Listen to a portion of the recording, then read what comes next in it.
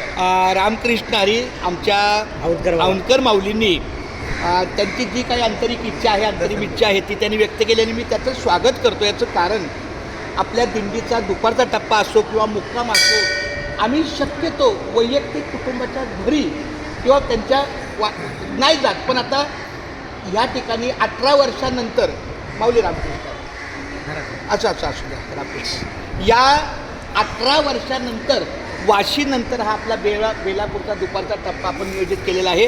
आणि मला असं वाटतं, खात्रीने सांगतो, विचारपूर्वक अभ्यासपूर्ण आणि खात्रीने सांगतो की वैयक्तिक कुठेतरी हुंबऱ्यात जाण्यापेक्षा हे माऊलीची जागा आहे. आमचे चांगले माऊली यांच्या सहकार्याने आणि आमचे भगवान महाराज आव्हाड यांच्या सहकार्याने निश्चितपणे पुढच्या वर्षाचं नियोजन दुपारी जेवणाचं इथं दुपारी फक्त आमची विनंती आहे की इथं येण्यासाठी वाशीच्या त्या जागृतीश्वर मंदिरापासून म्हणजे एक दुपारचा टप्पा तुमच्यापैकी कुणीही सुरक्षित सुखरूप आणावा. इथं जेवण झालं की आम्हाला दुपारच्या जेवणानंतर चिंचपाडा विठ्ठलवाडी या मार्गाला सोडलं म्हणजे तिथून आम्ही नियोजित जागेवर आम्ही मुक्कामाला जातोय, जेणेकरून तिथून आपला पनवेलचा मार्ग सुरू आहे. म्हणजे 1978 सालापासूनचा हा जुना मार्ग आता पुन्हा आपण 18 वर्षानंतर 2006 ते 2025 ह्या कालखंडात आम्ही बदल केला होता.